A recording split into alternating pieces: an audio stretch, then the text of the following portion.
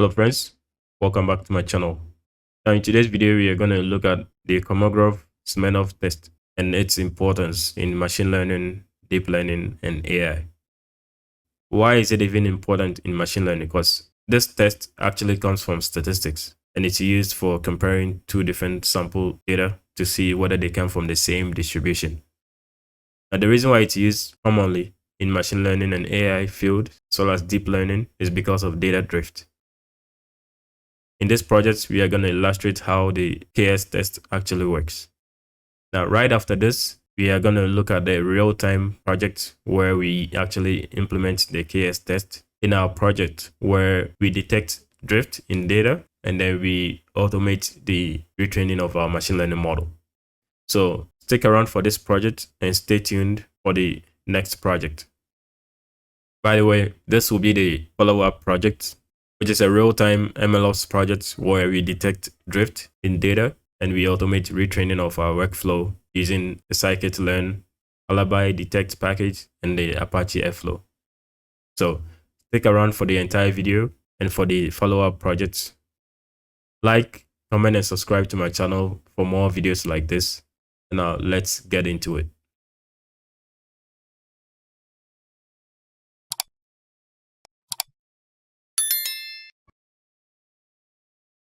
Now, as I mentioned earlier, we are illustrating how the Kolmogorov-Smirnov statistical test works and why it's commonly used in machine learning, deep learning, and artificial intelligence.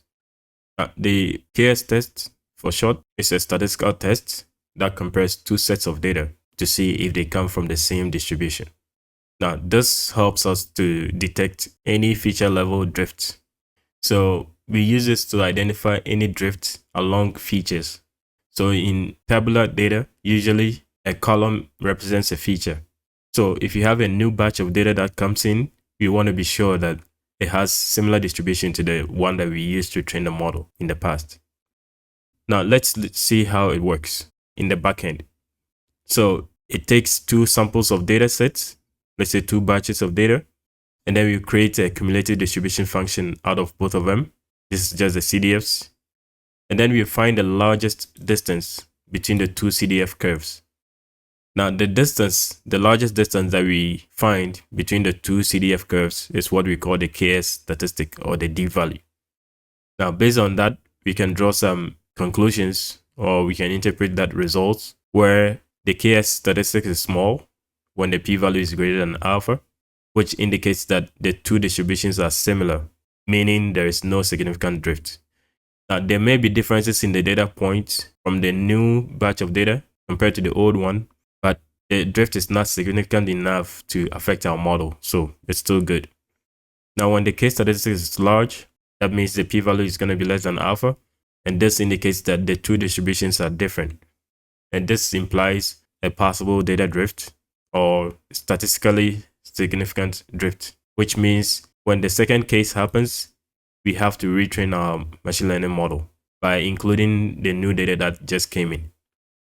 So in summary, the KS test compares how similar the old and new data distributions are, and a big difference means data drift, which can hurt our model performance. Now, when you don't identify this early and it starts affecting your model performance, we say that the model is drifting. Call that model drift. So data drift and model drift goes hand in hand. Okay. In the next stage, we will illustrate how the KS test works in the backend. Now, to illustrate the Kolmogorov-Smirnov test, I have a script down here that we are going to use. By the way, every information I have here on the VS Code is the same thing on my GitHub repository here. I'll add a link in the description below. Now, in order to start simulating the KS test, I'm going to create two files. One is going to be our KS Smirnov, and then the other one is a requirements.txt. Now the requirements.txt is just going to have the packages that we need for our project. We need NumPy, Matplotlib, SciPy, or some people call it SciPy. So these are the requirements. I will copy this and add it to the requirement.txt here. Then our KS-Smirnov.py script is right here. I will copy the whole thing. By the way, I've added comments to every line, so it's pretty easy to follow. Copy this, paste it here. Now let's go through the script. The first few lines, we are just importing the libraries or the packages inside the requirement.txt. We will install this later. Because we are gonna use random data to do this experiment, we need to set a seed. You just set a seed so that the randomization that you do the first time is the same thing that's gonna be generated whenever you run this script multiple times. Since it's random, we don't want it to generate random data points for every single run. That's why we set seed. So we are assuming that we have two samples of data, sample A and sample B. We are calling our sample A the training data, basically the data that we use to train our machine learning model. Now this is a normally distributed data with 1,000 data points, and it's centered around the mean of 50 and a standard deviation of 5. And then we have some new data that comes in, a new batch of data. This is also normally distributed, but it has a mean of 60 and a standard deviation of 5 and the same exact size, which is 1,000. The means are different. This is 50, this is 60. So that indicates a drift. And I'll generate plots to show that too as well. We can compute the mean and the standard deviation using the NumPy library and do the same for the sample B. Next, this is just creating X values for a plot along the X-axis, as well as to calculate the theoretical probability density function or the PDFs. Now to calculate the PDF of data points, you use the norm.pdf. The norm is inside the SciPy library, which is right here. And then you feed it the mean and the standard deviations respectively for both A and B. You can also generate histogram. Even though I've commented this out, you can uncomment it and that will generate the histogram for you. Now I want to plot the PDFs on the same graph. So I'm going to use an overlay function here. So the first one will plot the PDF for the sample A. That is PDF A, which is what we calculated right there. And the second one is for PDF B. Now PDF A is going to be a generic color. Usually it's blue or black. The PDF of B is going to have an orange color. Next, we'll add some vertical lines indicating where the means are for both A and B to show how much drift has happened. And these are just labels and title. And this is going to save our bell curves as bell curve comparison.png. And then this is the point where we actually run the KS test. So we use the KS_toSample function inside the SciPy or the SciPy library, and it will take the two samples of data that we had from the beginning. Now this will generate the KS statistic and the P-value. Now usually it can be a bit confusing based on the KS statistics, so the P-value makes it a bit easier because you don't know whether it's small or large. Because remember, in the information I gave you here, it talks about whether the KS statistics is small or large. How would you know? What is the threshold? So P-value kind of makes it a little easier. And then we will print both the statistic and the P-value. And here we compute the CDFs manually and then plot them on the graphs like that. And this is just more labels. So with that, let's look at how to run this script. All right, to run this project, I'm going to create a new Python virtual environment. I don't want to use my global environment on my machine. By the way, if I run new search, you see that I'm currently working on an Ubuntu 24.04 system. That's Linux. I'm going to clear the screen here. So I'm going to create a Python virtual environment called KS Statistic env. It's this here. And then I need to activate it.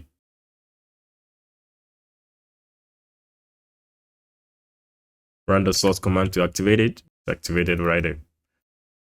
Next is to install our packages, which is in the requirement.txt. It's this here.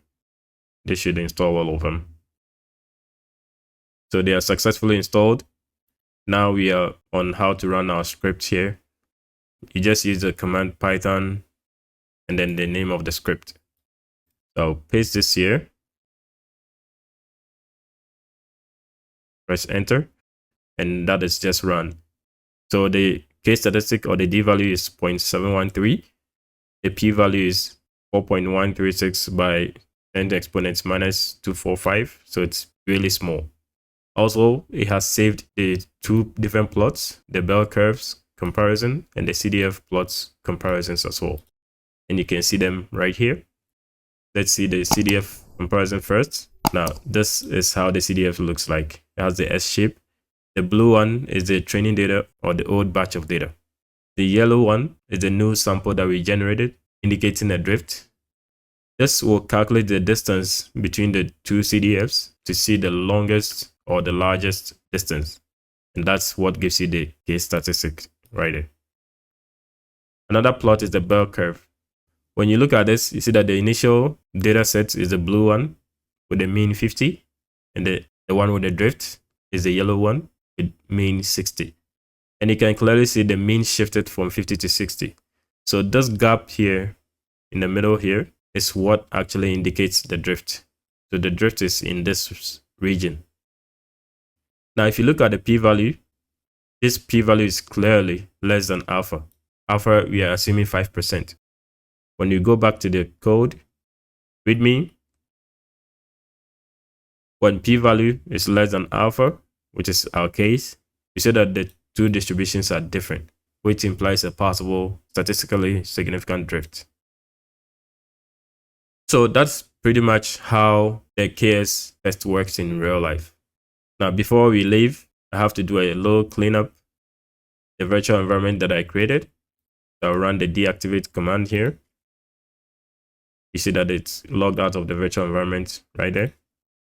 After that, I have to remove the whole thing. Paste this here. Once that is done, we're pretty much done. For any changes that we've made here, I'll add it to our GitHub repository. Git push. And all changes have been pushed to our GitHub repository right here. All right, next up, in the project that follows this, I didn't want this video to be too long, so I separated that from this. We are going to look at the data/modeldrift real-time project. Now, in this project, we are going to automate the machine learning model retraining whenever we identify drift in the data. And so we are going to use the scikit-learn for training our model. And then we'll use alibi detect for detecting the drift. Now, alibi detect actually uses KS drift. So that's why I decided to do the KS test first. So whenever you see KS drift in there, it's essentially doing exactly what we did in this project here. And then I will use Apache Airflow to trigger automated model retraining. So be on the lookout for the continuation of this project.